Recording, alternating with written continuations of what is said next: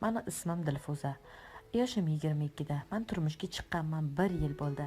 Men erim bilan aloqalarimiz yaxshi edi. Erim to'yimizdan keyin 3 oy o'tib Rossiyaga ishga ketgandi.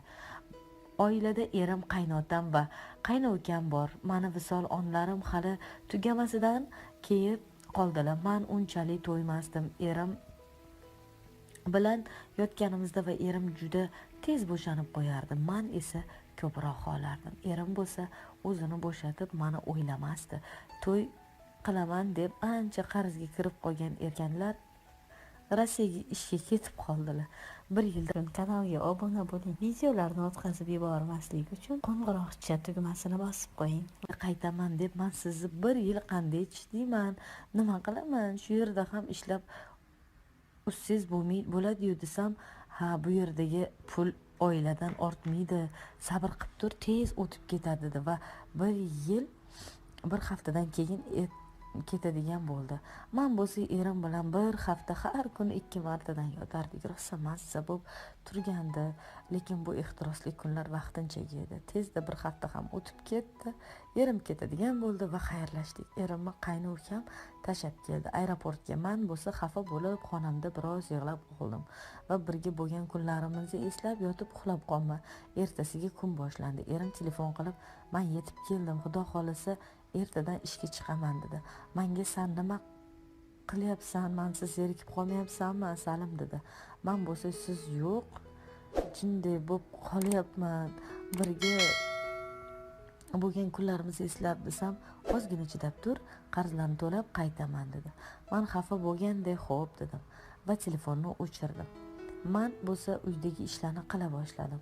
Har kungidek kunlar o'tib, tunlar o'ta boshladi. Oradan 1 oy o'tdi va bu vaqt ichida erim bilan imoda gaplashib, bir-birimizni ko'rib gaplashardik. Erim "Seni sog'indim, Salim menga chiroyli qomatingni ko'rsat" deb juda ko'p kechasi telefon qilardi va men ham erim-ku deb aytganini qilardim. Oxiri telefonda bir-birimizga ehtiroslarni uyg'otib, bir-birimizni kayf qildirardik. Men ersiz jinni bo'lib qolardim. Bir kuni qaynukam ham, akam ham telefon qilyaptimi, gaplashib turibsizmi? Menga 1 haftada 1 telefon qiladilar dedi. Men "Ha, gaplashib turibmiz" dedim. "Ha, qiynalib qolmayapsizmi?" deb kuldi. "Nimaga qiynalaman? Hamma sharoit bo'lsa" desam, "Ha" deb qo'ydi. Men shamasidan tushundim nima demoqchiligini. Kanalga obuna bo'ling. Videolarni o'tkazib yubormaslik uchun qo'ng'iroqcha tugmasini bosib qo'ying. Keyin kechasi vannaga kirib yuvinib tursam, kimdir tepadagi oynadan qarayapti. O'zimni ko'rmaganga olib yuvinaverdim. Keyin qarasam qaynukam ekan. Meni ko'rganimni sezmadi va indamay ko'rmaganda yuvinaverdim. Bir tarafdan unaqangi qiziqqani meni hirsimni uyg'otardi. Erim ketganiga ancha bo'lib qoldi. Rosa birga bo'lishni sog'ingandim. Ancha vaqt yuvinib o'zimni vannada massaj qila boshladim. Vannani to'ldirib yotib o'zimni bo'shantirdim. Hali ham qaynukam qarab turardi. Men bildirmasdan ham uyog'imni ko'rsatib cho'milardim va bir nima taq etib tushdi. Qaynukam yiqilib ketdi va tezda qochib ketdi. Meni bilmasin deb, lekin men ancha oldin ko'rib bo'lgandim. Yuvinib bo'lib chiqib uyga kirib yotdim. Ertasiga choy ichib o'tirsak, qaynam menga qarab o'ylanib qoldi va "Ukam, nima o'ylanasiz?" desam, shunchaki bir nimani eslab xayol surib qolmanda" dedi.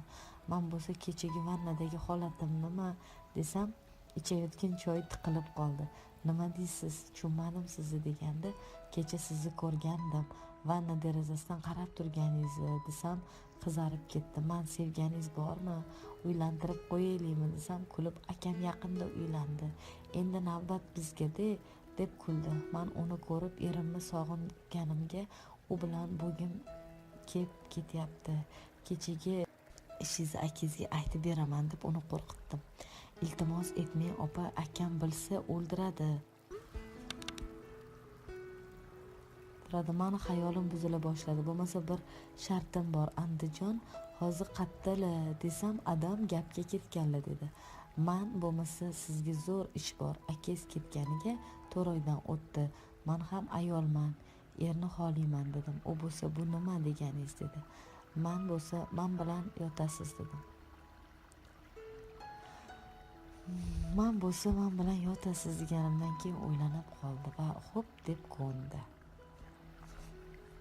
Lekin man biroz o'ylanib qoldim, nimalar qilyapman, bu erimni ukasi bo'lsa deb erimga xiyonat qilib keyin yuziga qanday qarayman, mani deb ishlab yuribdilaru Rossiyalarda deb keyin hazillashdim. Juda yomonsiz uka, bu gapni unuting, anu ishingizni man unutaman deb tanbeh berib qo'ydim. Aka sizni uylantiramiz, yana bir marta shu ishni qilsangiz aytib beraman.